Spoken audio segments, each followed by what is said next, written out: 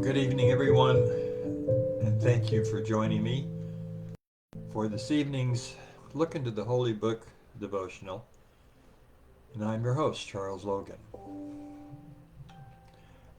Just a moment before we start, I just want to share this to all my family, my dear friends and pastors and fellow safety team members. Thank you for the many birthday greetings and good wishes. I was truly humbled and grateful for the kind words. I love you all, and I ask God to bless each and every one of you as He has blessed me over these last 2 days. Now, since we're mentioning the word love, let's move into our devotional time with my attempt at understanding love. In fact, that is the title for tonight's Look into the Book devotional. You know, when we're in church, we occasionally sing a very lovely hymn by the name of I Love You, Lord. And it goes like this. I love you, Lord, and I lift my voice to worship you, oh my soul, rejoice. Now, don't let me scare you off with my singing. But you know, it's a fairly new hymn written by Lori Klein in 1976. She wrote it as a young mother one morning as her child slept, intending that it be a simple private prayer of worship. It has since become a globally recognized worship hymn, appearing in many hymn books, in many churches of many different denominations. It expresses her love for God in a humble and a simple and a personal way. It looks into that intimate relationship that Laura is conveying in the words and the melody that she wrote and played on her guitar that quiet morning on the porch of her family home. You know, as we sing it in our worship service, we also sing about our love for God, and as we do in many other hymns that we sing on a Sunday morning. You know, we openly and we unashamedly express our love for God, and we listen to our minister as he proclaims the same message from the Bible in his sermon. Now, it's proper that we talk about God's love from the pulpit, and it is something that we should do. It is because God is love. It is stated in the Bible, and we find it in 1 John 4:8 and 4:16. Starting in verse 7. Beloved, let us love one another. Love is from God, and whosoever loves has been born of God and knows God. Anyone who does not love does not know God, because God is love. In these verses, what does John mean by the word love? In this context, I believe that he's saying that love is not something that God does, but it is his very nature. If the very essence of God is love, are those who express their love for God in actions and words expressing their love in a way that pleases God. Moreover, do we really know what we're saying when we say that we love? We're creatures bound to earth, unwilling prisoners in a world that we created when we allowed sin to become part of our nature. We're a product of the influences of an evil world, and we must constantly be on guard to fight the temptation to corrupt the perfect love that God intended for us to openly express. So as flawed human beings, let's look at how we express love and try to understand what the word actually means to us in words and in deeds. Today, the word love may be an overused word. Its meaning may have been misused and diluted over time. We now use it all the time to describe our feelings about any number of things that we have nothing to do with the deep emotional aspect and spiritual essence of love. You admire the ancient Greeks, who had to have a very clear definition for the different ways and the different circumstances in which people expressed their deep care for each other. We Christians, in particular, see agape love as the kind of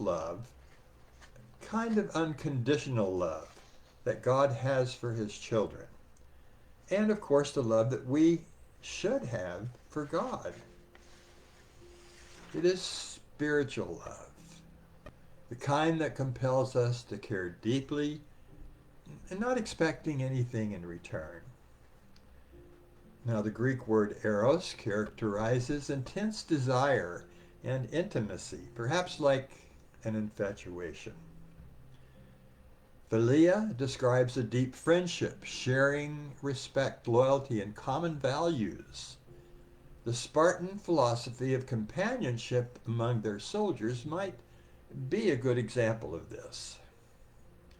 Storge is the affection and instinctive love among family members. Pragma describes enduring, practical love that is founded in duty, long-term commitment, a love that grows stronger over time. A dedicated caregiver might be a good example of this kind of love. The relationship between Helen Keller and Anne Sullivan would be a good example. Now, ludus is a flirtatious kind of love associated with a casual relationship, like in the moment. This kind of love, if that is what you want to call it, is far too common in our culture today. It's the one-night stand, so to speak. Now, philatia is a healthy perception of oneself, a good feeling, but it can also lead to a selfish narcissism.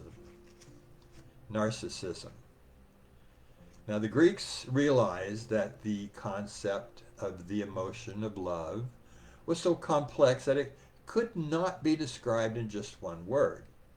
One word would not be able to translate the multiple kinds of emotion and physical relationships represented by such a plethora of feelings. The concept of love that we understand emanates from the moment, from the emotion, from the motivation. Telling someone that you love them can be perceived completely differently between two individuals. That is where caring intensifies or hearts are broken. Passion, a byproduct of love, becomes a dangerous collision between motives and feelings. The results of untamed passion can result in something unexpected, unanticipated, or even something unwanted. As flawed human beings, we express our love for another within the confines of our own limited capacity to understand the other person, the environment, the moment, and most importantly, the motivation of each individual. Let's take agape love for a moment. I don't believe that we have the capacity for unconditional love, the kind of perfect love that is reserved for God alone. That doesn't say that we don't come close at times. The love that a parent has for their child, or the sacrifice of a soldier for his comrades. These come close. A sacrificial kind of love is what Jesus was talking about when he said the words in John 15:13. Greater love has no man than this, to lay down one's life for another. Now, as I said, true love is sacrificial in nature. It requires the one who loves to have the willingness to sacrifice that for that love unconditionally.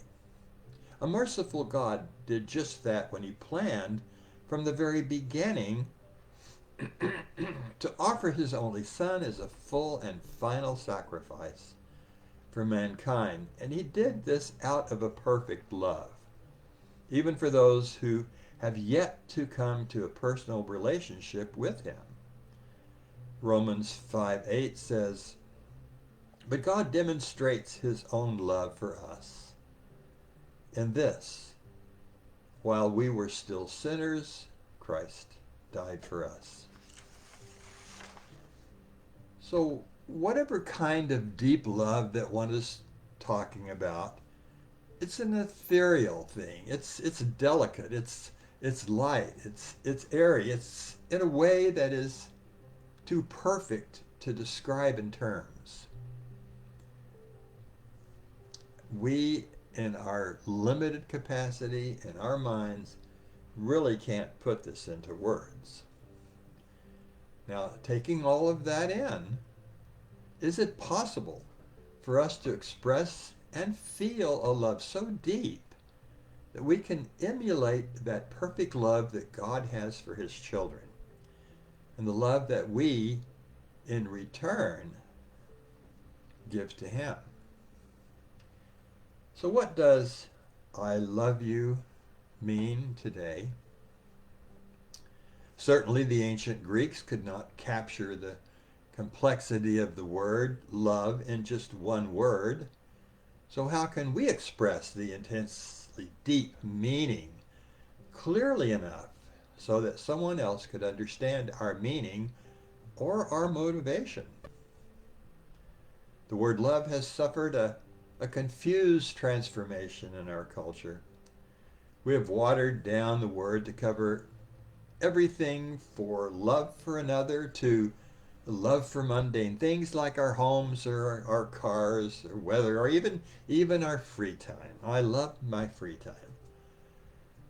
When we express our feelings for others, we may, without thinking, say that we love them.